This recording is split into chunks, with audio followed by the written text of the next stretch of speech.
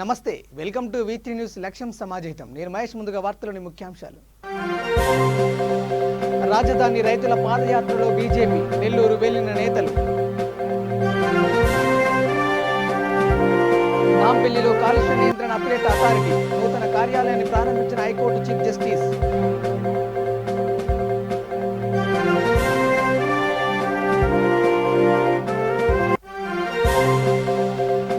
సైనికులపై కేంద్ర మంత్రి ప్రశంసల జల్లు, కేంద్రం అత్యంత ప్రాధాన్యమిస్తోందని వెల్లడి.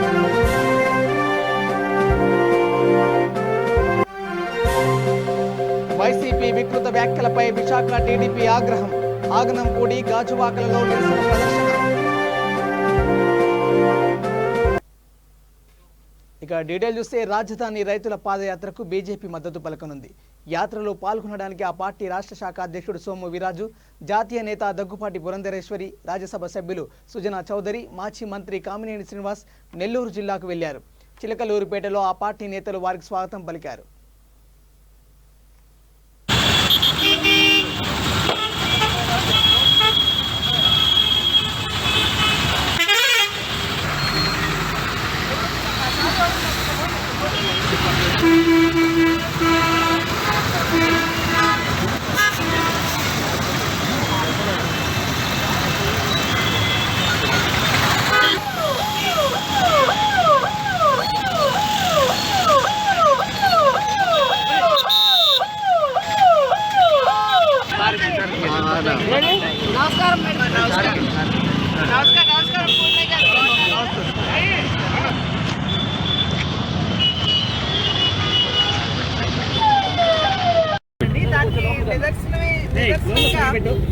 అనంతపురం నుండి అమరావతికి రోడ్డు కానివ్వండి, అమరావతి చుట్టూ ఈ రింగ్ రోడ్డు కానివ్వండి, ఇవన్నీ కూడా అమరావతిని సమర్థించడానికి కేంద్ర ప్రభుత్వం నిర్ణయాలు తీసుకోవడం జరిగింది.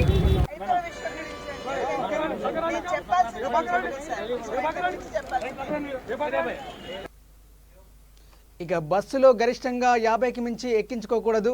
అయితే అందులో ఏకంగా దాదాపు 150 మందిని ఎక్కించాడు ఓ ప్రైవేట్ బస్ డ్రైవర్. ఈ విషయమై ఫోన్లో యజమాని ప్రయాణికులు నిలదీశారు. దీంతో బస్సు సిబ్బంది వారి పట్ల దురుసుగా వ్యవహరించారు, దుర్భాషలాడారు. అంతటితో ఆగకుండా ఏకంగా ప్రయాణికులపైనే చేయి చేసుకున్నాడు. మార్గ మధ్యలో ఎక్కడ ఆపకుండా వెళ్తుండడం ప్రయాణికులు తీవ్ర ఇబ్బందికి గురయ్యారు. బస్సు డ్రైవర్ మద్యం మత్తులో ఉండడంతో వారి పరిస్థితి ఇబ్బందికరంగా మారింది.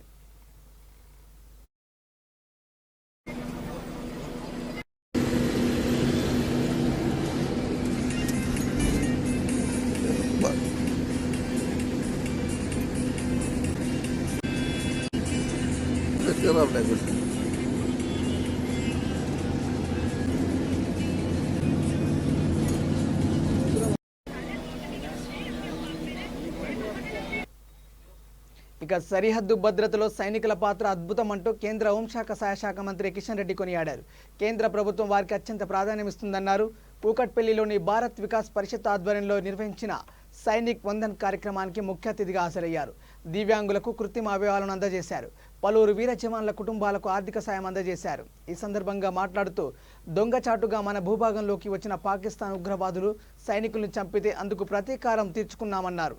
మన సైనికులు పాకిస్తాన్ వెళ్లి సర్జికల్ స్ట్రైక్ చేసి వారి స్థావరాలను నాశనం చేసిన విషయాన్ని గుర్తు చేశారు.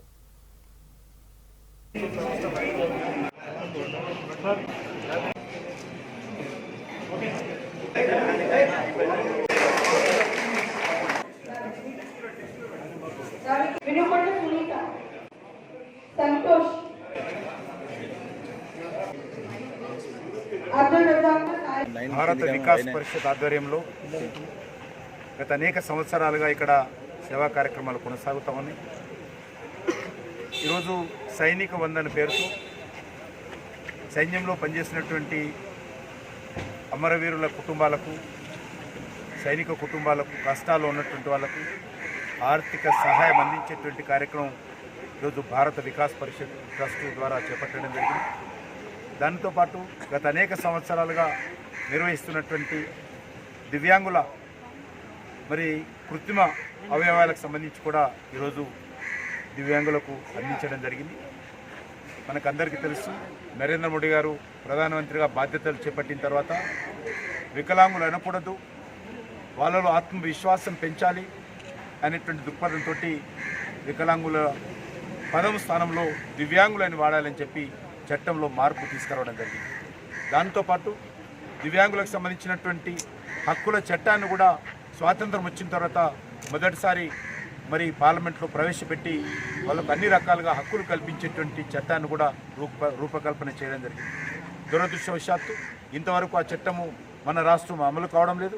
కాబట్టి నేను రాష్ట్ర ప్రభుత్వాన్ని కోరుతా ఉన్నాను, కేంద్ర ప్రభుత్వం తీసుకొచ్చినటువంటి దివ్యాంగుల హక్కుల చట్టాన్ని కూడా రాష్ట్రంలో అమలు చేయాల్సిందిగా ఈ సందర్భంగా కోరుతా ఉన్నాను. దాంతోపాటు ప్రధానమైనటువంటి అంశము ఈరోజు దివ్యాంగులకు ఉన్నటువంటి రిజర్వేషన్. వివిధ ప్రభుత్వ సంస్థల్లో వందలాది దివ్యాంగులకు సంబంధించినటువంటి ఉద్యోగాలు బ్యాక్లాగ్ పోస్టులు ఉన్నాయి. వాటిని భర్తీ చేయాల్సినటువంటి అవసరం ఉంది. కాబట్టి ఈరోజు మనం రైల్వే తీసుకున్న అనేకమైనటువంటి భారత ప్రభుత్వానికి సంబంధించినటువంటి పబ్లిక్ సెక్టార్ కంపెనీలో చాలా సమర్థవంతంగా ఈరోజు దివ్యాంగులకు సంబంధించినటువంటి ఉద్యోగాల భర్తీ ఖచ్చితంగా అమలు జరుగుతూ ఉంది. కానీ దురదృష్టం తెలంగాణ రాష్ట్రంలో గత 7.5 సంవత్సరాలుగా దివ్యాంగులకు రావాల్సినటువంటి అనేక ఉద్యోగాలు ఖాళీగా ఉన్నాయి. కాబట్టి నేను ప్రభుత్వాన్ని కోరుతా ఉన్నాను, దివ్యాంగులను ఆదుకోవాల్సినటువంటి బాధ్యత ఉన్నది. ఈ రాష్ట్రంలో లేక దేశంలో లేక ప్రపంచంలో ఏ ప్రభుత్వం అయినా ఏ సంస్థ అయినా ఏదైనా ఒక సహాయం అందించాలంటే అందరికంటే ముందు దివ్యాంగులకు అందించాలి.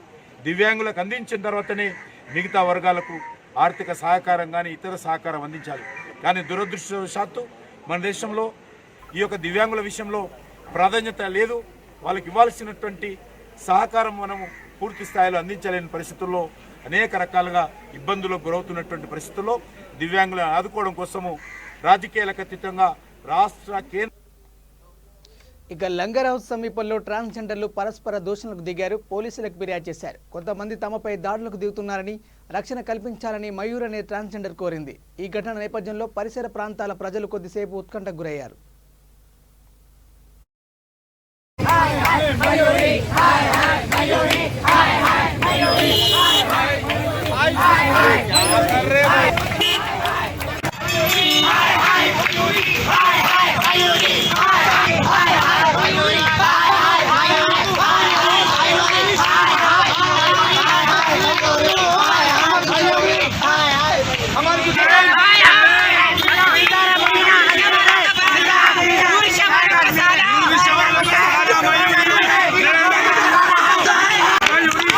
कल ये मेरा चेला है, इसका नाम कशिश है।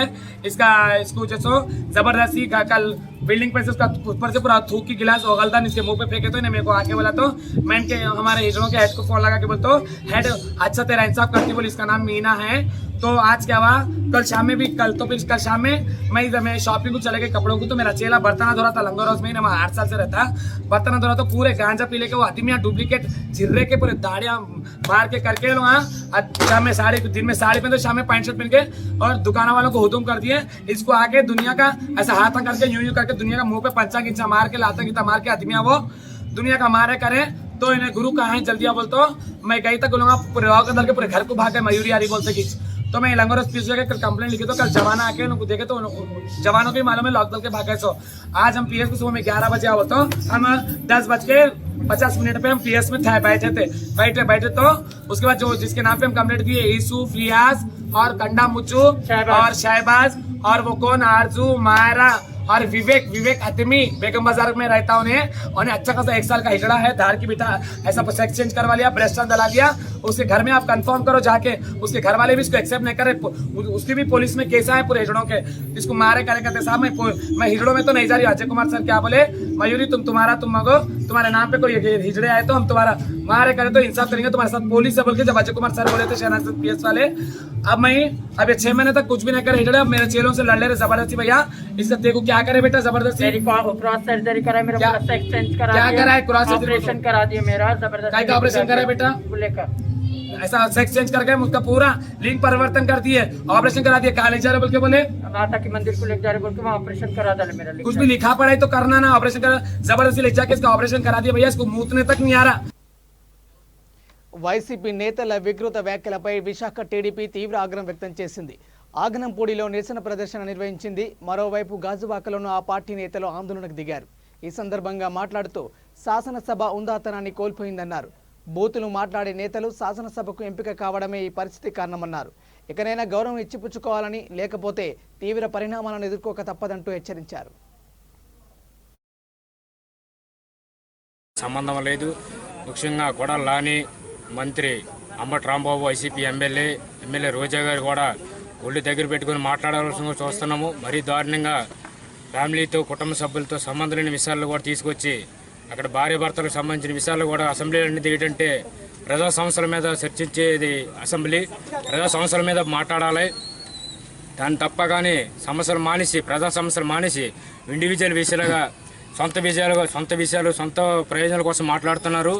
నిన్న జరిగిన విషయానికి చంద్రబాబు నాయుడు గారు కంటి తీరి పెట్టుకున్నారు. ఈరోజు పార్టీలతో సంబంధం లేకుండా, ఈరోజు ఏ పార్టీ అయినా సరే, సెలబ్రిటీ అయినా సరే, పార్టీలతో సంబంధం లేక ఈ విషయం మీద అందరూ కూడా ఖండించడం జరిగింది.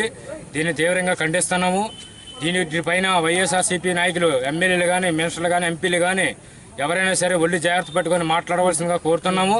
లేదంటే రానున్న రోజుల్లోనే విశాఖ జిల్లాలోనే వైఎస్ఆర్సీపీ అన్నట్టు ఎవడో కూడా రోడ్డు మీద తిరిగితే మాత్రం ఏదో ఉంటుంది గ్యారెంటీగానా. ఇందులో మ్యాక్సిమం మా చంద్రబాబు నాయుడు గారి ఆదేశాల మేరకు, మా గాజువాక ఇన్ఛార్జ్ అయిన జిల్లా ప్రెసిడెంట్ పల్లా శ్రీనివాసరావు ఆదేశాల మాకు మా ఆవేదన ఈరోజు ప్రెస్ మీట్కి వచ్చి ముందుగా తెలియజేసిందిగా కోరుతున్నాం.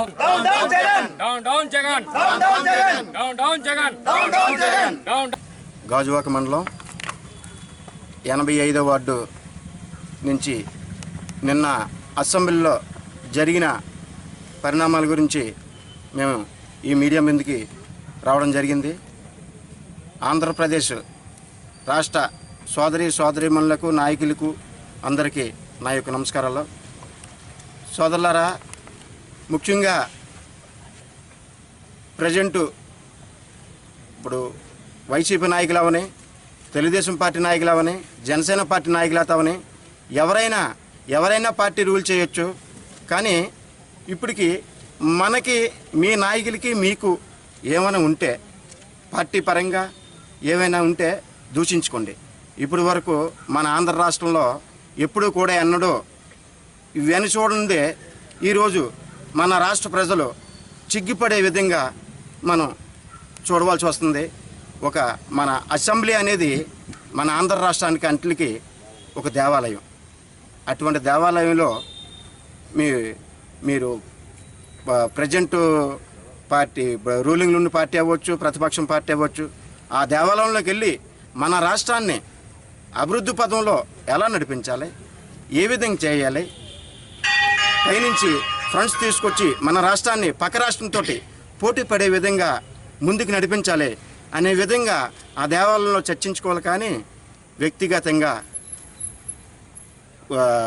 పార్టీలో అక్కడ లేనటువంటి వ్యక్తుల గురించి వ్యక్తిగతంగా, ప్రత్యేకంగా మన ఆంధ్ర రాష్ట్ర తెలుగింటూ ఆడపడుచులు, ఆడబిడ్డల గురించి వ్యక్తిగత దూషణలు ఎవరైనా అవ్వచ్చు. వైసీపీ నాయకులు అవ్వచ్చు, వైసీపీ నాయకులు టీడీపీ వాళ్ళ మీద విమర్శించవచ్చు, అలాగే టీడీపీ నాయకులు వైసీపీ మీద విమర్శించవచ్చు. మీ నాయకులు ఏమైనా ఉంటే మీరు దూషించుకోండి, అంతేగాని వ్యక్తిగతంగా దూషణకి వెళ్ళకూడదని మా అభిప్రాయం. వ్యక్తిగత దూషణ, అందరికీ ఆడబిడ్డలు ఉంటారు, మీ ఇంట ఉంటారు, మా ఇంట ఉంటారు, ముఖ్యమంత్రి ఇంట్లో ఉంటారు, మినిస్టర్ ఇంట్లో ఉంటారు, ప్రతిపక్ష నాయకుడి ఇంట్లో ఉంటారు, కార్యకర్తల ఇంట్లో ఉంటారు. ఆడపిల్లలు అనేది ప్రతి ఒక్కరింట్లో ఉంటారు. ఆడబిడ్డలకి మన సంస్కృతి ఏంటి? నాంపల్లి గగన్ విహార్లో కాలుష్య నియంత్రణ పేట 30 నూతన కార్యాలయం అందుబాటులోకి వచ్చింది. దీన్ని అథారిటీ చైర్మన్ జస్టిస్ ప్రకాష్ రావు కలిసి హైకోర్టు చీఫ్ జస్టిస్ సతీష్ చంద్ర శర్మ ప్రారంభించారు.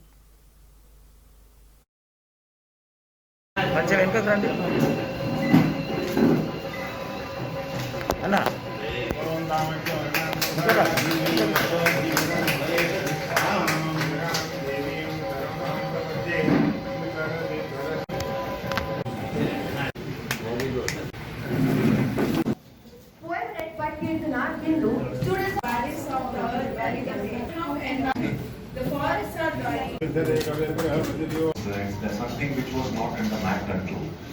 We were in a video conferencing with Supreme Court. So unless and until the conference was over, I was not supposed to leave. So once again, extremely sorry for that. Mr. Justice B. Prakash Rao, Chairman Authority, Member Secretary, Pollution Control Board, Mr. C.Y. Nagesh, Chief Technical Consultant, Pollution Control Board, young students from the university who were kind enough in introducing all of us, Chairman of the Appellate Authority, for inviting me to inaugurate the office of the Appellate Authority constituted recently. Over the last 4 decades, the courts in India have developed a rich jurisprudence on environmental issues.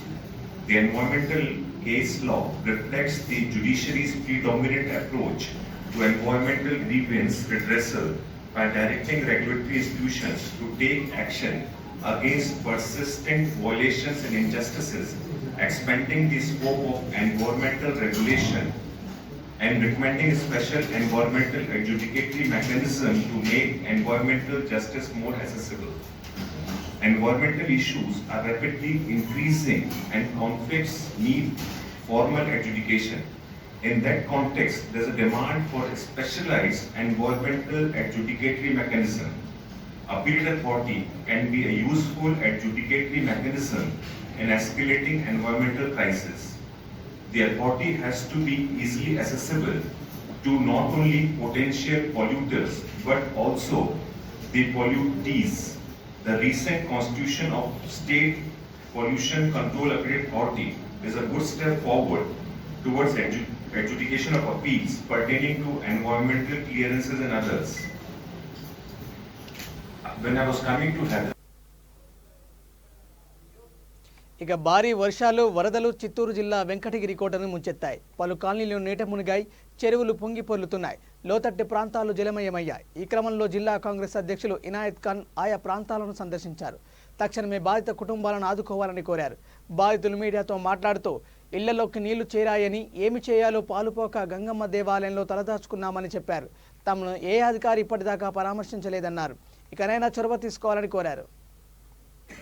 వరద బీభత్సంతో మన రాయలసీమలో మన చిత్తూరు అయితేనేమి, తిరుపతి అయితేనేమి, కడప, అనంతపురం ఈ జిల్లాలంతా వరద బీభత్సంలో ఏ విధంగా అతలాకుతలమైంది అని చెప్పేసి మనందరికీ తెలిసిన విషయమే. అలాగే మన చిత్తూరు జిల్లా వీకోటలో కూడా ఈ వరద బీభత్సంతో ఈ కీలపల్లి చెరువు అంటారు ఈ చెరువుని. ఈ కీలపల్లి చెరువులో ఇక్కడ ఉన్న గృహస్థులు ఈ ఇళ్ళంతా దెబ్బతిన్నాయి. ఇక్కడంతా దెబ్బతిని వీళ్ళందరూ చాలా కష్టాల్లో ఉన్నారు. కాబట్టి గౌరవనీయులు పెద్దలందరూ ఇక్కడ ఉన్నవారి అధికారులైతేనేమి, అనధికారులైతేనేమి, ఇక్కడ ఉన్నవారి ప్రతి ఒక్కరికి తక్షణ సహాయం అందించాలి. తక్షణ సహాయం అందించి వీళ్ళందరికీ మీకు ఏమైనా దెబ్బతున్నాయా? మేమేనా? ఇవంతా ఈ ఇల్లు, ఈ గృహాలంతా ఇక్కడున్న గృహస్థులంతా వచ్చాయి. ఇవంతా కొట్టుకుని పోయాయంట. వీళ్ళకి తక్షణ సహాయం అందించి 3 రోజులు ఇంకా గుడికాడు ఉన్నాము. ఏమో ఇస్తే తింటాం, లేకపోతే ఊరికే ఉన్నాము. ఇది వీళ్ళ పరిస్థితి. దావా గీవా బండ్ల. నీ పేరేమన్నా? గోవిందరాజు. గోవిందరాజులు. కాంతమ్మ. చాలా కష్టంగా ఉంది. ఏమో ప్రభుత్వం ఆదుకుంటే బాగుంది. ఇది పరిస్థితి. ఇక్కడ ఉన్న వారి పరిస్థితి. తక్షణము ప్రభుత్వం ఎంఆర్ఓ గారు తక్షణము ఆదుకొని వీళ్ళందరికీ తక్షణ సహాయం కింద ప్రభుత్వం కూడా, ముఖ్యమంత్రి గారు కూడా తక్షణము 2,000 రూపాయలు అందించండి అని చెప్పినారు. 2,000 రూపాయలు వీళ్ళకి ఇవ్వడం వల్ల ఇది ఎక్కడా చాలని పరిస్థితి. దానికోసము తక్షణము విపత్తుల నివారణ నిధుల కింద తక్షణము మన ఎంఆర్ఓ గారు తక్షణము స్పందించి వీళ్ళందరికీ వెంటనే సహాయ సహకారాలు అందించాలని చెప్పేసి ప్రతి ఒక్క అధికారులకైతేనేమి, నాయకులకైతేనేమి ప్రతి ఒక్కరికి కోరుకుంటున్నాము. దయచేసి వీళ్ళ బాధ ఇక్కడ వీళ్ళు పిల్లలందరినీ వేసుకుని ఇక్కడ గుడిలో ఉన్నారు. ఉన్నారు. ఇది వీళ్ళ పరిస్థితి. దయచేసి వీకోట ఎంఆర్ఓ గారికి సవినయంగా మేము విన్నవించుకుంటున్నాము. ఎంఆర్ఓ గారు దయచేసి మీరు స్పందించి వీళ్ళందరికీ తక్షణ సహాయం చేయాలని చెప్పేసి మేము కోరుకుంటున్నాము. జూబ్లీహిల్స్లోని రెహమత్ నగర్లో వడ్డే ఓబెన్న విగ్రహాన్ని వడ్డెర నేతలు పూలమాలలు వేసి నివాళులు అర్పించారు. వడ్డెర భవన నిర్మాణంపై చర్చించారు. కార్యక్రమంలో చంద్రకళ, వేముల యాదయ్య, ఓర్సు మల్లయ్య తదితరులు పాల్గొన్నారు. ఎందుకంటే మన 1 ఎకరంలో 1 కోటి రూపాయలతో అది ఎలా ఉందంటే 1/2 మీటర్ పట్టించి మొత్తం సూట్ కుట్టించుకోండి అన్నాడంటే ఎవడో 1/2 మీటర్ పట్టించి అంటే సూట్ కుట్టించుకో టై కుట్టించుకున్నాడట. అలాగే ఉంది కానీ పర్వాలేదు మేడం చెప్పినట్టు అది కూడా లేని కులం మనది. కొన్ని కులాలకి ఆల్రెడీ మీరు చూస్తుంటారు, ఎటన్నా పోతే మీరు బస్సులెక్కి పోతుంటే ఆల్రెడీ వాళ్ళకి బిల్డింగ్లు ఉన్నాయి, వాళ్ళంతా చక్కగా అక్కడ పెళ్లిళ్ళు చేసుకుంటున్నారు, అక్కడే మీటింగ్లు పెట్టుకుంటున్నారు. మనకి ఏమీ లేవు, ఇవాళ ఏమీ లేవు మనకి. కాబట్టి ఇచ్చిందే తృప్తి పడుతూనే దాన్ని మనం వాడుకోవాలి. దాన్ని గట్టిగా ఇంకో 4 ఎకరాలు ఇవ్వాలి ఇంకో చోట, అంటే ప్రతి జిల్లాకు 1 ఎకరం ఇవ్వాలన్న డిమాండ్ కూడా మనలో పెట్టాలండి. పెట్టకపోతే కష్టమవుతుంది. మరికొంతమంది ఏమంటున్నారంటే ఇది తెలంగాణ ఇష్యూ, ఇది తెలంగాణ వాళ్ళ గురించి తెలంగాణ వాళ్ళకి భావిస్తున్నారంటే నేను ఒకటి చెప్తున్నాను. ఆంధ్రప్రదేశ్, నేను కడప జిల్లాకు చెందిన వాడిని. నేను ఎన్నో ఫోన్ కాల్స్ వస్తున్నాయి మాకు, ఏమని సార్ తెలంగాణలో ఇచ్చేస్తే మాకు కూడా ఇస్తారు. మా దౌర్భాగ్యం ఏంటంటే మా క్యాపిటల్ లేకపోవడం వల్ల ఇబ్బందిగా ఉంది, కానీ ఈ కనీసం క్యాపిటల్ ఉంది కాబట్టి మీకు ఏదో ఇస్తున్నారు. కానీ మేము కూడా పోరాడి తెచ్చుకుంటాం.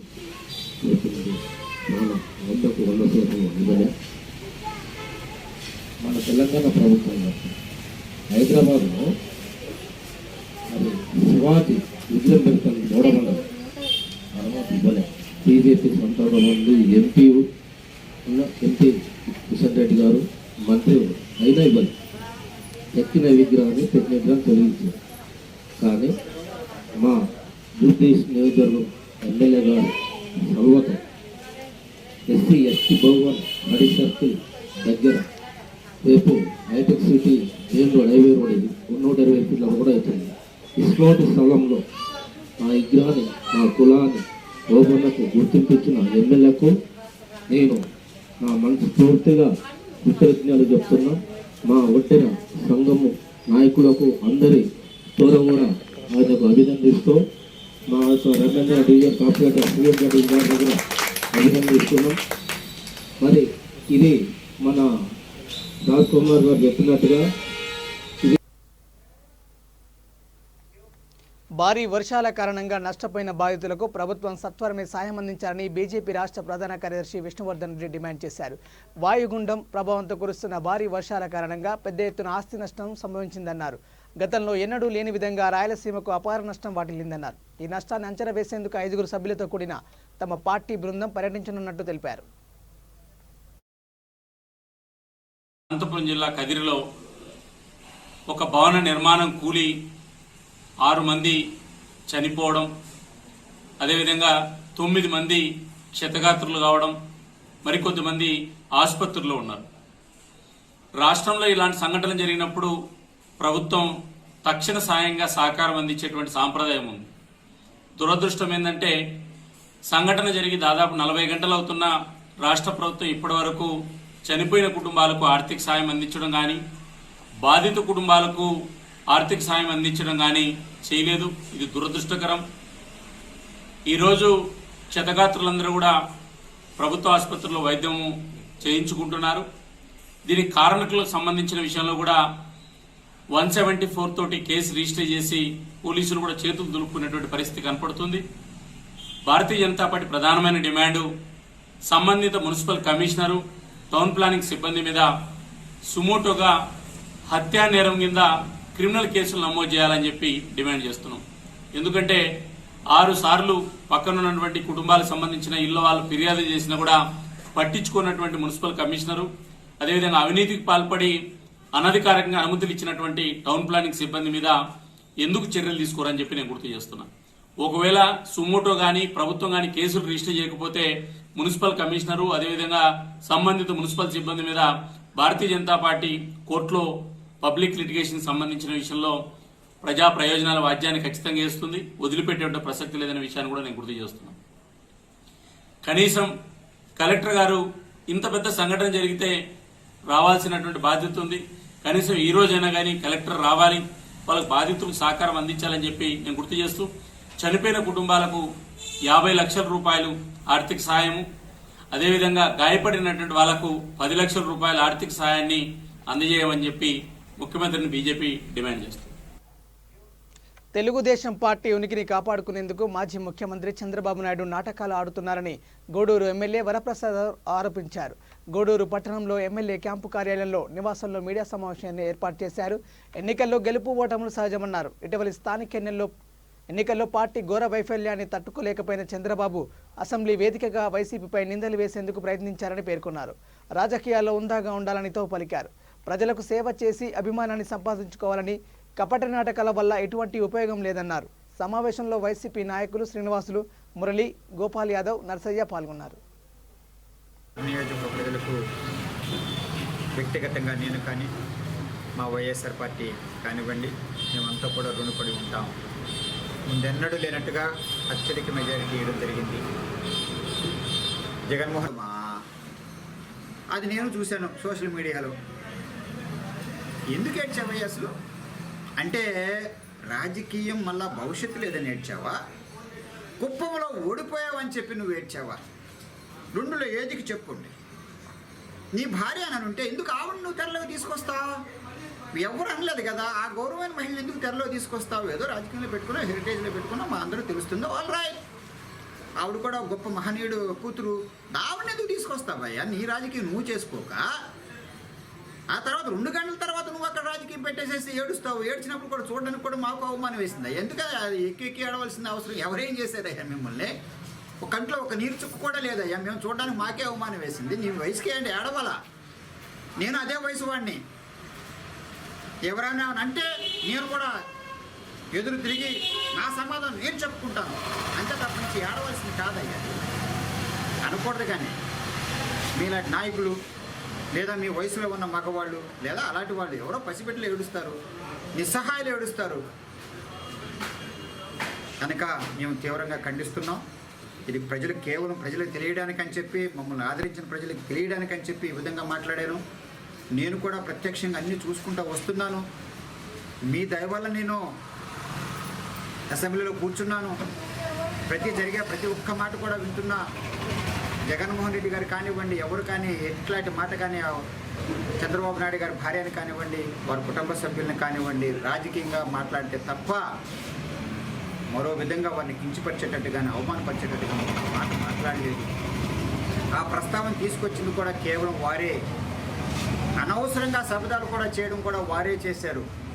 ఇలా అబద్ధాలు చెప్పి ఇలా ఏదో ఒక మోసపూరితమైన అవకాశవాదమైన రాజకీయం చేసుకుంటాడే తప్ప జగన్మోహన్ రెడ్డి గారి లాగా ధైర్యంగా చేసుకోవడం కానివ్వండి, వైఎస్ఆర్ రాజశేఖర రెడ్డి గారి లాగా సంక్షేమ పథకాలు పెట్టే ప్రజల్లో గుండెల్లో ఉండేటట్టుగా రాజకీయం చేయడం కానివ్వండి, అదే దారిలో వెళ్తున్న జగన్మోహన్ రెడ్డి గారు కూడా చక్కగా సంక్షేమ పథకాలు పెట్టి పేదవాళ్ళ గుండెల్లోకి వెళ్ళిపోతున్నారయ్యా.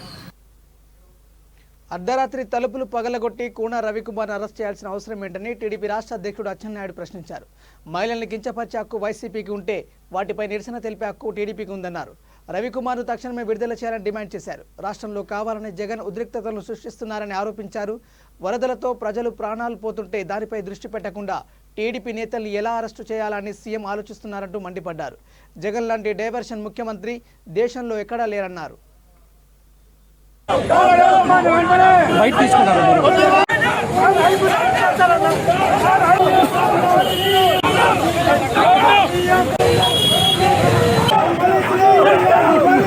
తీసుకుంటే దానికి వ్యతిరేకంగా నిరసన తెలియజేసే హక్కు ఉంది.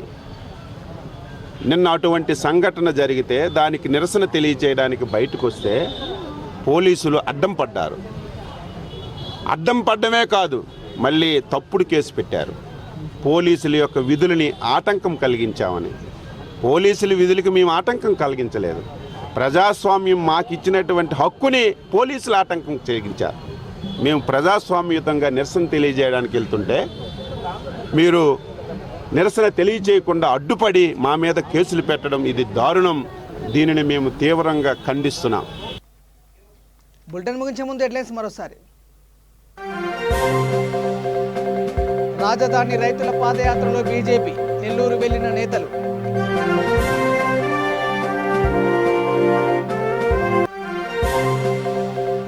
రాజధాని రైతుల పాదయాత్రలో బీజేపీ, నెల్లూరు వెళ్లిన నేతలు.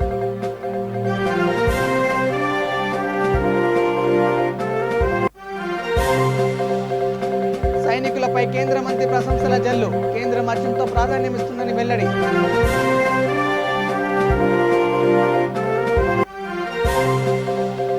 వైసీపీ వికృత వ్యాఖ్యలపై విశాఖ టీడీపీ ఆగ్రహం, ఆగనంపూడి, గాజువాకలలో నిరసన ప్రదర్శన.